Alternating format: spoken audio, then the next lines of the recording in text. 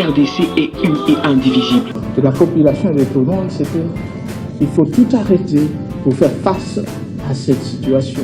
Et que nous ferons de cette terre richement bénie un réel havre de paix, de prospérité et de progrès social.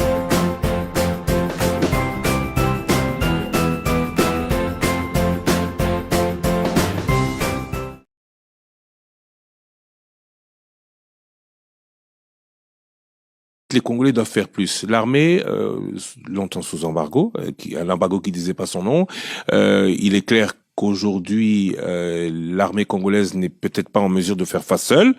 Qu'est-ce que les Congolais doivent faire de plus que ce qu'ils font déjà? Les Congolais doivent se débarrasser des gens qui sont dans l'armée congolaise, qui ont été mixés en 2004-2005 par l'Union européenne, où on leur a demandé de mettre dans les FARDC, les forces armées congolaises, des gens qui venaient du Burundi, du Rwanda, etc., qui sont devenus du jour au lendemain des Banyamulenge. Ça, c'est une réalité.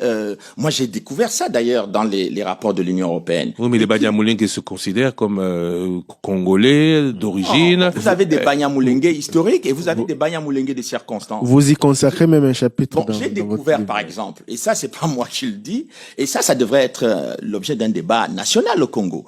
Je découvre, par exemple, que Laurent Nkunda, dont on parlait tout à l'heure, qui était devenu une célébrité, une star, chef de guerre, criminel de guerre au Congo, courtisé par Monsieur Obasanjo, Louis Michel et tout le petit gratin de la politique internationale.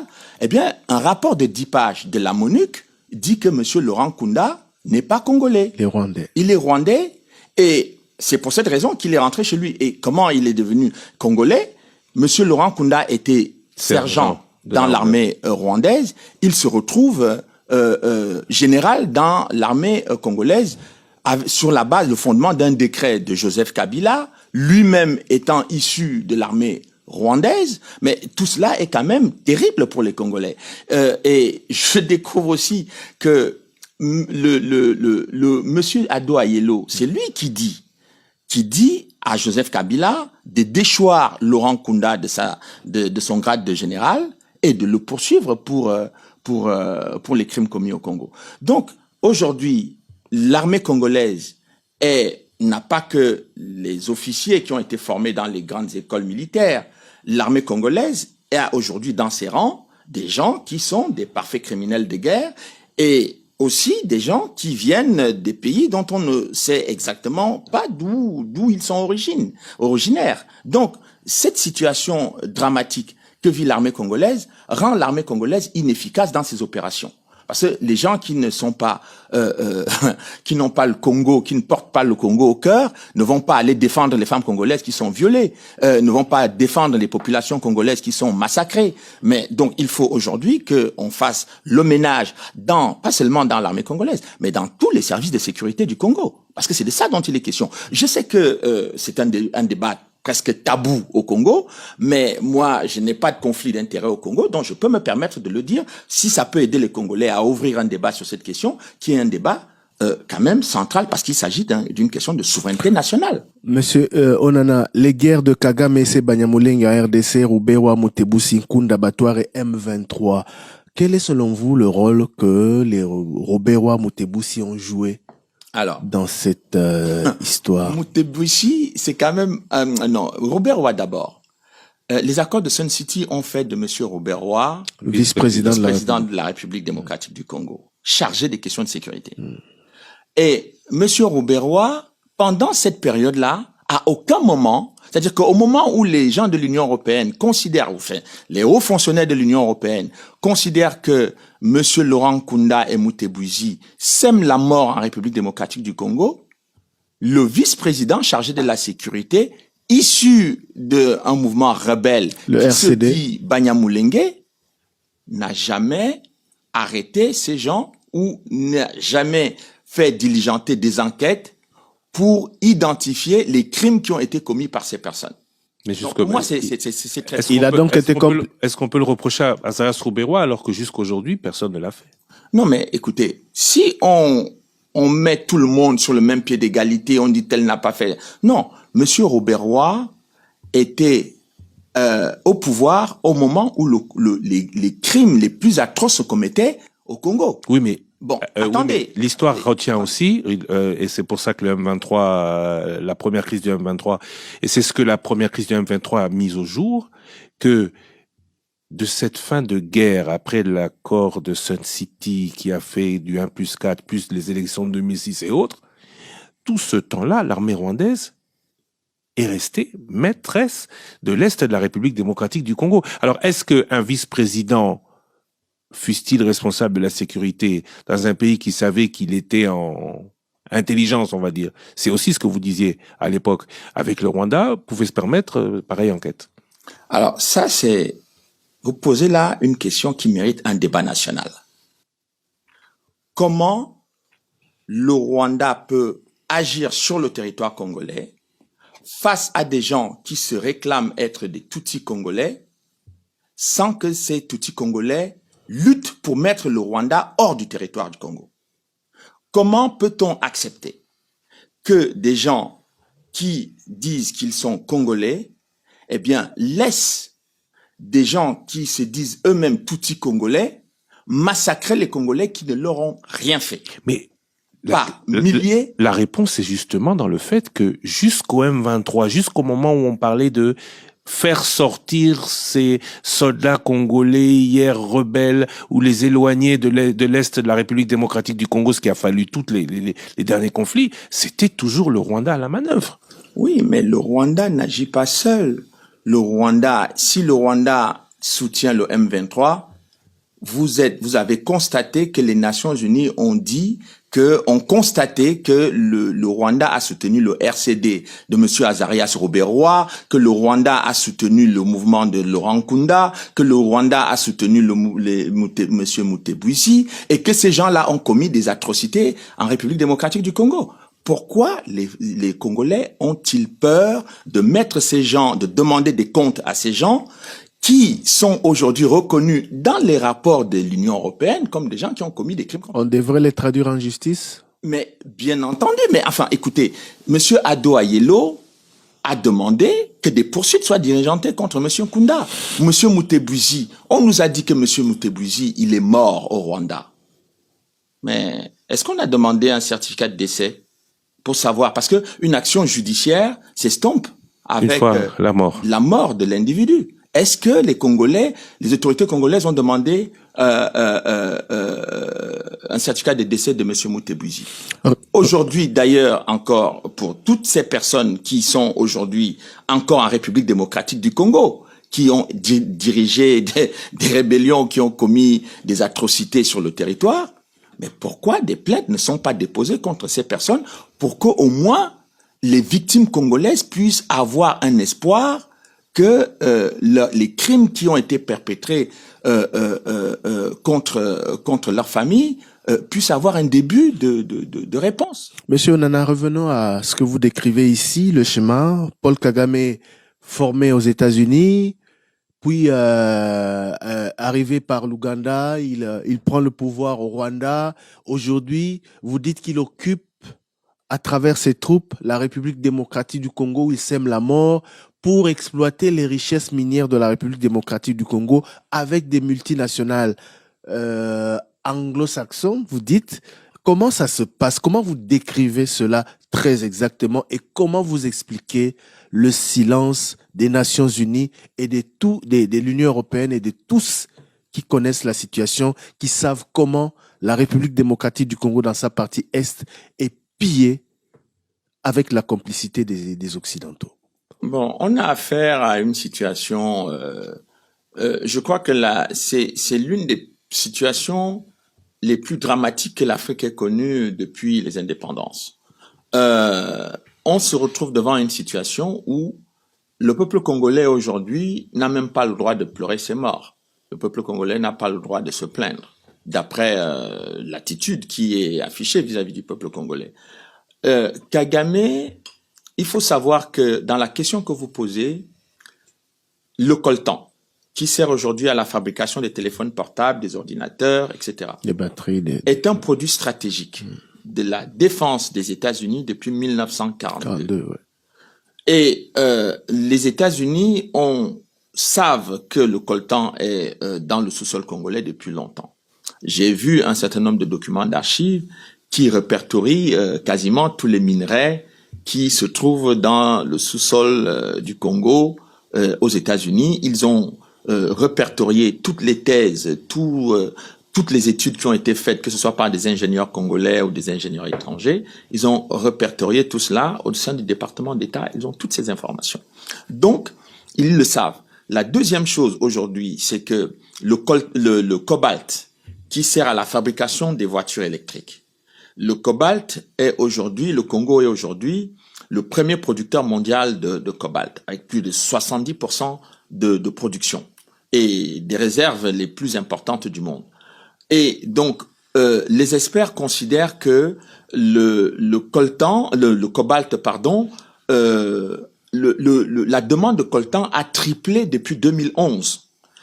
Et cette demande va progresser jusqu'en 2030 au moins. C'est-à-dire que toutes les entreprises et les États qui peuvent se procurer le cobalt vont vont avoir des milliards et des milliards de dollars ou en euros dans les 10-15 prochaines années. Et cela ne peut être exploité qu'avec le Rwanda. C'est au Congo. Pourquoi est-ce que ne pas trouver d'interlocuteur congolais pour se faire? C'est exactement ce que j'étais donc en train de dire quand je disais que c'est les Congolais qui doivent très rapidement se mobiliser pour d'abord bouter les envahisseurs hors de leurs frontières. Oui, ça on va le dire, mais je voudrais comprendre le schéma. Comment ça se passe exactement? Comment ces minéraux sont pillés et exploités avec les minerais sont pillés la complicité des... Toutes ces rébellions qui ont été... le terme rébellion, je crois qu'il est... Dépassé. Il n'est même pas approprié par rapport à la situation du Congo. Il s'agit de troupes ou de milices formées par le Rwanda, financées et soutenues par le Rwanda, qui entrent en République démocratique du Congo. Puis, vous savez, j'avais eu un proche de Paul Kagame, un officier, qui m'a expliqué à l'époque quand James Kabarebe est devenu chef d'état-major de l'armée congolaise. Je ne crois pas qu'il y a eu dans l'histoire du Rwanda un Congolais qui est devenu chef d'état-major au Rwanda.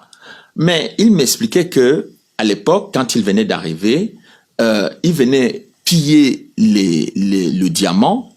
Il rentrait avec des cargaisons de diamants au Rwanda, et une fois qu'ils avaient vendu ces cargaisons de diamants, ils renvoyaient une partie de l'argent au Congo pour venir corrompre les gens au Congo pour pouvoir continuer à piller les richesses. Donc, en fait, le Congo non seulement est volé de ses minerais par le Rwanda à travers les réseaux clandestins, mais en plus de cela, une fois que c'est fait, on vient encore avec l'argent des Congolais corrompre les Congolais pour qu'ils cèdent de plus en plus leurs minerais à ceux qui viennent les voler et les piller. Aujourd'hui, ces multinationales sont de quelle nationalité? Mais vous avez des multinationales australiennes, canadiennes, américaines. Tout est documenté. Mais bien entendu, mais vous savez, il y avait par exemple l'AMFI, donc l'American Mineral Field, qui avait accompagné Laurent Désiré Kabila. C'est une entreprise qui vient du fief du président Bill Clinton aux États-Unis.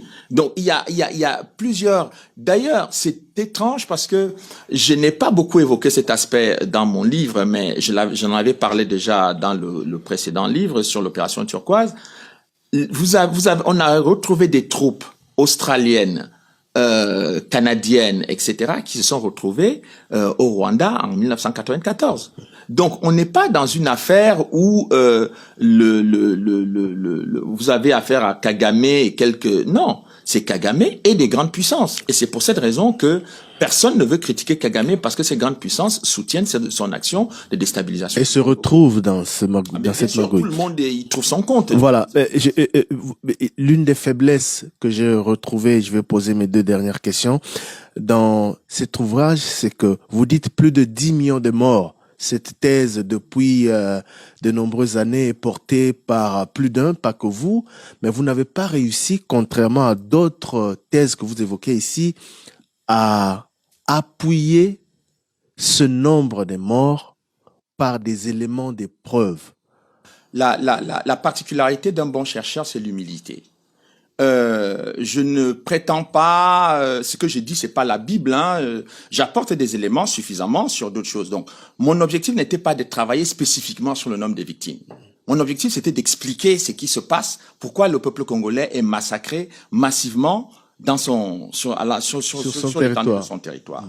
Maintenant, si on veut débattre des questions de mort, du nombre de victimes, d'abord, je ne crois pas que le fait de diminuer ou d'augmenter le nombre de victimes change quelque chose. Je suis d'accord avec vous. Bon, mais ceux qui ont envie de débattre de ça, moi je suis ouvert pour débattre de ça.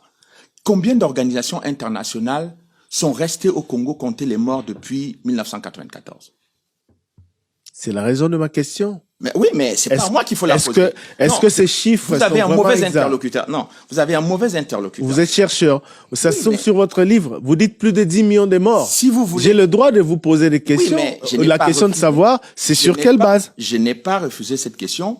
Si vous dites que c'est le président Tshisekedi l'a dit, est-ce que vous pensez que le président Tshisekedi n'a pas suffisamment d'informations et de faits pour étayer cela? J'ai été clair, monsieur Onana. Je dis que nous tous Congolais, depuis de nombreuses années, mais c'est à vous, Congolais, de travailler. Donc, c'est à vous, Congolais, de travailler. Moi, j'ai fait ma part. J'ai fait le travail que j'avais à faire. C'est à vous, Congolais, maintenant, de tout faire pour déterrer là où il y a des fosses communes, de retrouver des fosses communes et de faire venir des médecins légistes et de travailler de manière à ce que vous puissiez avoir une comptabilité précise parce que les morts congolais sont au Congo. Ma dernière question, c'est l'attitude des autorités congolaises depuis toutes ces années. Ici, vous évoquez beaucoup d'extraits du discours du président Tshisekedi. Que doivent faire les autorités congolaises visiblement impuissantes face à cette à ce complot de la communauté internationale? Je ne crois pas que les autorités congolaises sont impuissantes. Il y a probablement, comme je l'ai dit au Congo, des gens à l'intérieur de l'appareil sécuritaire congolais et peut-être l'appareil d'État qui entravent la volonté peut-être du président Tshisekedi, peut-être d'autres Congolais qui sont au sein du gouvernement, qui ont envie de travailler, et les forces qui travaillent pour la déstabilisation du Congo et contre les Congolais sont à l'intérieur. Comme on dit souvent, quand le verre est dans le fruit, ça devient compliqué. Alors quelque chose qui paraît simple, vous savez, en 1940, et ça, c'est important pour les Congolais de voir l'histoire. Parce que ce qui arrive au Congo est déjà arrivé à la France, où nous sommes là actuellement. En 1940, lorsque la France était occupée par l'Allemagne, il y avait des Français qui travaillaient contre les patriotes français. Il y avait des Français qui soutenaient l'action de l'occupant. Il y avait des Français qui étaient pour la domination de l'occupant sur le territoire français. Eh bien, il a fallu qu'il y ait le général de Gaulle et quelques patriotes qui se sont levés et qui ont mis un terme à cette histoire. Et je pense que cela peut aussi donner des idées aux Congolais pour dire qu'on ne peut pas accepter qu'un pays dont nous avons toujours accueilli les populations, on ne peut pas accepter que ces populations-là viennent nous dominer chez nous, piller nos richesses, violer nos femmes et nos enfants, et on ne fait rien. Il faut agir. Holocauste au Congo, Charles Onana, auteur de ce livre intéressant, l'omerta de la communauté internationale. Alors, question par rapport à ce sous-titre, trop loin, trop compliqué pour les opinions publiques européennes. Pourquoi je dis ça? Si les autorités occidentales, comme on dit, n'ont pas intérêt à le dire, leur opinion publique pourrait s'en émouvoir. Mais est-ce que le Congo est trop loin, trop compliqué pour elle? Non, à peu près 6 heures d'avion, 6 heures de vol. Trop compliqué? Non, pas du tout. C'est une histoire humaine. Si on considère que l'histoire humaine est compliquée, donc toutes les histoires humaines sont compliquées. Mais si on considère que les histoires humaines sont compréhensibles, tout le monde, ce qui se passe au Congo est compréhensible pour tout le monde. Est-ce que quand on dit qu'il y a des millions de morts au Congo, ce n'est pas compréhensible? Quand on dit qu'il y a des femmes violées qui n'ont fait de mal à personne, qui sont violées dans leur village, dans leur maison, est-ce que c'est compliqué à comprendre? Non, je ne crois pas. Ces pages de sang devraient faire la honte de l'Occident si elles daignaient ouvrir les yeux. Ça, c'est dans la préface du ministre de la Défense de la France 95-97, Charles Millon. Mais tout ce que vous condamnez, tout ce que vos rapports vous permettent de dire, c'est pour aboutir à quoi? À uniquement l'exploitation ou à une extermination programmée des populations locales ou à l'éclatement de la RDC? Les trois. Et l'extermination programmée, Oui. ce qui se passe notamment dans l'Ouest, vous pensez que ça a à voir avec le Rwanda, avec cette politique? Bien sûr. Kwamut et autres?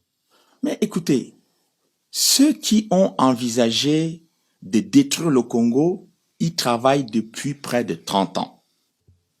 Donc, il ne faut pas que les Congolais aient l'impression que le fait de signer un accord de paix, Kagame n'a jamais respecté le moindre accord de paix au Rwanda quand il travaillait, il négociait avec les Hutus. Il n'a jamais respecté un seul accord de paix. Donc, comment on peut penser que depuis 30 ans, qu'ils exterminent les populations à l'Est, qu'ils exproprient les populations congolaises, qu'ils s'emparent de leurs minerais, de leurs villages. Vous avez dit, on a vu tout à l'heure, enfin, dans les différentes informations, que le M23 s'empare des villages congolais. Est-ce que vous pensez vraiment qu'ils vont faire tout ça pour laisser les Congolais chez eux? Non, je ne crois pas. Puisqu'ils sont parvenus à chasser les Hutus du Rwanda, c'est-à-dire que des gens qui sont nés au Rwanda, grandis au Rwanda, vécus avec leurs parents et leurs grandes familles sur des générations, ils sont parvenus à les chasser de leur pays. Je ne crois pas qu'un pays aussi riche que le Congo, ils vont venir au Congo, faire la guerre pendant 30 ans et laisser les Congolais sur Le place. but, c'est quoi donc? Donner le Kivu au Rwanda ou donner tout le Congo au Rwanda? Ils veulent prendre les richesses, ils les prennent déjà, ils exproprient et exterminent les Congolais, ils le font déjà, ils veulent prendre le pouvoir, ils le prendront. Si les Congolais ne font pas attention, ils ont déjà failli prendre le pouvoir au Congo. Quand ils sont venus avec Laurent Désiré Kabila, l'objectif c'était de l'assassiner. Ils l'ont assassiné, il a quand même été assassiné en 2001. Bon, Joseph Kabila est arrivé au pouvoir. Pendant toute la période où Joseph Kabila était au pouvoir, le Rwanda a fait ce qu'il voulait. C'est pendant cette période qu'on a eu les Nkunda qui sont devenus généraux, qu'on a eu le mixage. Au nom de ça c'était au nom de la paix. C'est ce que l'accord oui. entre Congolais prévoyait. Mais oui, mais sauf que les Congolais n'ont jamais eu la paix. Écoutez, Monsieur Ado Ayelo a dit lui-même. Ça, c'est pour ça que j'ai rendu public les documents de l'Union européenne, pour qu'au moins les Congolais voient comment on leur ment les yeux ouverts. C'est-à-dire que il dit lui-même, le représentant spécial de l'Union européenne, qu'on a accordé des places dans l'armée congolaise à ces miliciens en pensant qu'ils allaient respecter les principes et les accords signés. On constate qu'ils n'ont pas respecté leurs engagements. Quand vous signez un accord avec quelqu'un qui ne respecte pas ses engagements, vous faites quoi? On n'en signe plus. Mais quand vous voyez la complicité internationale, certains disent, notamment au Congo et aussi au Congo, que c'est dû à la naïveté. Le président Tshisekedi avait signé des accords avec Paul Kagame. D'autres vont plus loin, à l'oisiveté de la RDC. Certains disent, le Congo est riche, mais n'en fait rien. Il a du diamant, il n'a pas de joaillier. Il a du cuivre, il les exporte à l'état brut. Est-ce que cette communauté internationale ne serait pas contre nous ou ne voudrait pas intervenir via Kagame, quelle place en République centrafricaine, quelle place au Gabon, que l'on voit au Congo-Brazzaville et ailleurs, jusqu'au Bénin, parce qu'il serait plus sérieux ou plus docile ou plus... Non. Vous savez, il y a un préjugé qui a la peau dure. C'est celui qui consiste à dire constamment que les Congolais ne sont pas sérieux, que les Congolais sont incapables, etc. Ce préjugé-là, moi j'en ai marre de l'entendre. Sous le président Mobutu, qu'est-ce qui se passait en Afrique? On disait qu'on avait peur de la division spéciale du Congo, tous les pays de la région avaient peur de la division spéciale machin. On disait que le Zaïre avait des intellectuels de haut niveau, on avait des responsables au niveau de la classe politique qui étaient des gens très sérieux, très bien formés. comment on peut nous dire aujourd'hui que le même Congo ne produit plus du tout des gens capables de faire quoi que ce soit? Vous constaterez que... Moi, j'en ai rencontré beaucoup de Congolais brillants dans différents domaines. Nous n'en doutons même pas, mais vous constatez que ce que l'on dit du Rwanda aujourd'hui, c'est ce qu'on disait du Congo de Mobutu d'hier. Hier. Oui, sauf que il y a une différence. Je n'ai pas l'impression que Mobutu est allé agresser des pays et piller leurs richesses. Je n'ai pas l'impression que l'armée zaïroise de l'époque passait son temps à aller massacrer des populations dans son voisinage. Même s'il y a eu des opérations militaires ici et là de temps en temps, mais qui relevaient des questions de géopolitique. Mais à aucun moment, on n'a vu ce que le Rwanda est en train de faire. On ne l'a jamais vu le Zaïre faire ça. Monsieur Onana, comment vous expliquez qu'un mois après sa sortie, ce livre ne se retrouve pas dans les librairies congolaises? Ah ben ça, c'est une bonne question que vous devez poser aux autorités congolaises. Moi, je serais ravi. J'ai fait ce livre pour le Congo et pour les Congolais. Mais moi, je serais ravi que ce livre soit entre les mains de tous les Congolais. Même ceux qui ne savent pas lire vont avoir des enfants ou des petits-enfants. Vous avez un éditeur. Ce livre a été sorti pour le Congo. Pourquoi vous et votre éditeur ne menez pas des démarches pour le faire parvenir aux Congolais? Tout ce que nous pouvons faire, c'est pas nous qui avons l'autorité de faire entrer le livre sur le... Il y a un problème, il y a un blocage. Ah, peut-être que... J'ai appris que vous avez déjà envoyé une partie, un stock de livres, mais qui n'est jamais arrivé dans les librairies congolaises. Je disais tout à l'heure sur le fait que le Congo est infiltré de partout. D'ailleurs, le terme infiltration est également utilisé par l'Union européenne. Dit que le Congo est infiltré. Donc, ce n'est pas un terme qui est inventé par les Congolais. Donc, vous êtes bloqué. On bloque la vente de ces livres au Congo? Mais je crois que ceux qui n'ont pas envie que les Congolais comprennent c'est qu'ils sont en train de préparer contre le Congo depuis 30 ans, ont plutôt intérêt à ce que le livre ne soit pas... Est-ce que les autorités congolaises soutiennent votre démarche? Ben, écoutez, de ce que j'ai, des échos qui me parviennent, j'ai quand même l'impression que il y a beaucoup de gens au sein, parce que quand vous dites les autorités congolaises, je ne sais pas à qui vous faites allusion, mais il y a... Vous citez beaucoup le président ici, par exemple. Est-ce que... Non, je cite le président Tshisekedi pour des choses bien qu'il dit, et là, je pense que il n'y a aucun Congolais, bon, même si je sais qu'il y a toujours des affrontements au Congo entre les opposants mais quand il parle de refus de négociation avec le M23, moi, j'ai dit 2 fois bravo. Est-ce qu'il vous soutient? Je sais pas, il faut lui poser la question. Vous lui avez envoyé un livre dédicacé? Oui, je lui ai envoyé un livre dédicacé. Vous avez eu un retour? Pour l'instant, pas encore. À part lui, aucune autre autorité, félicitations, encouragement, ou envoyez-nous des livres pour nos populations. Mais parce que la guerre est aussi communicationnelle avec le Rwanda. Oui, la guerre est aussi historique avec le Rwanda. Nos populations doivent savoir. Oui, vous savez, j'ai reçu des félicitations des intellectuels congolais du Congo et de l'extérieur du Congo.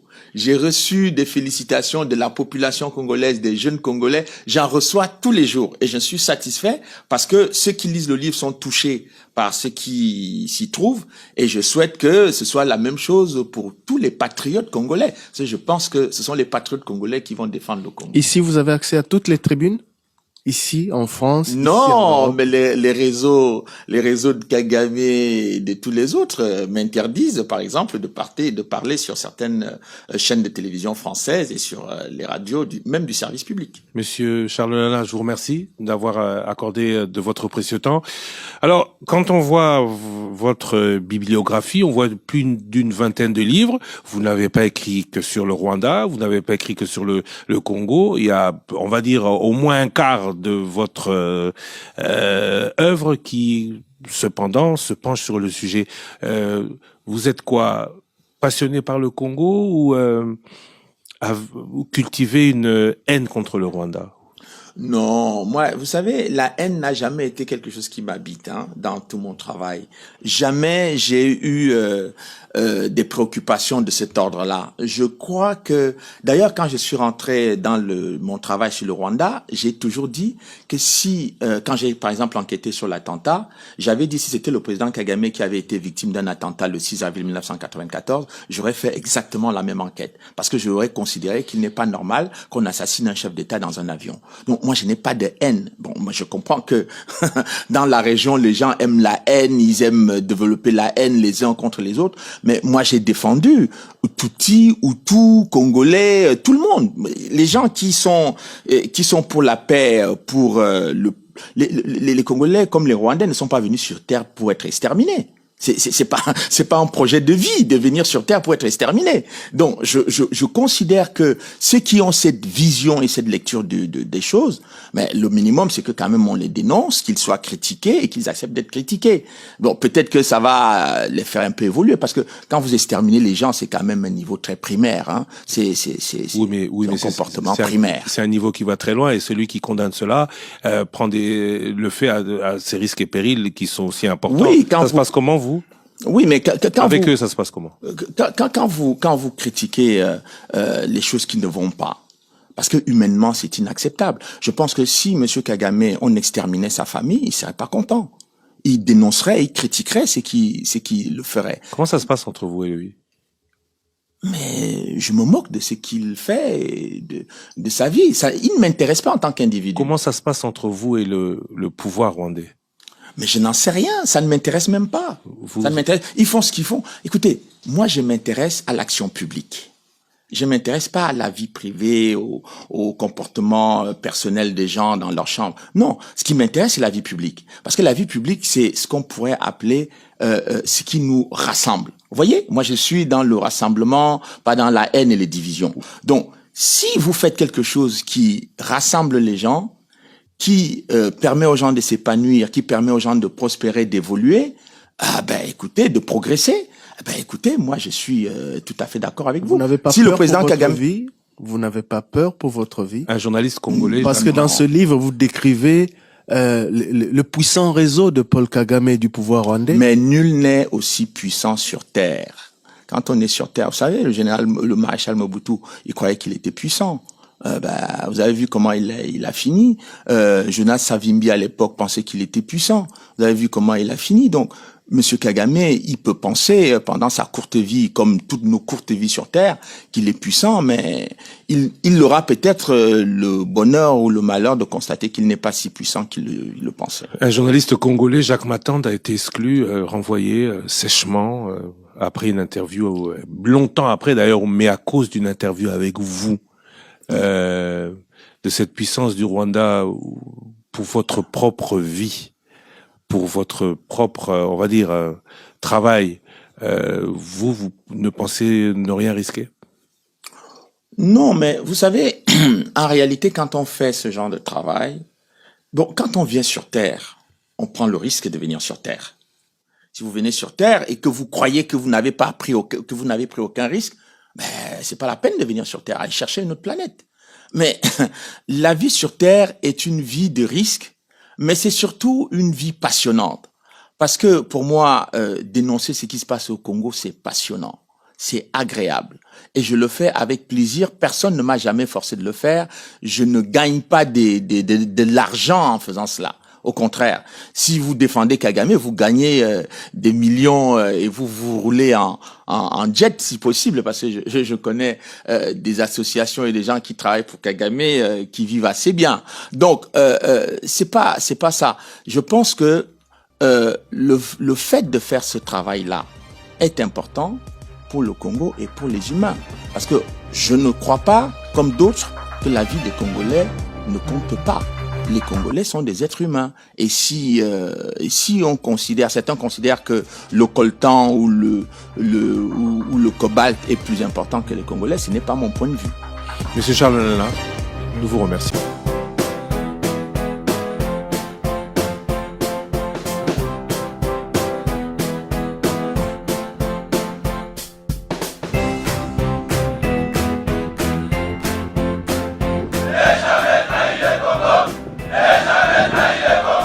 La RDC est une et indivisible. De la population et de tout le monde, c'est qu'il faut tout arrêter pour faire face à cette situation.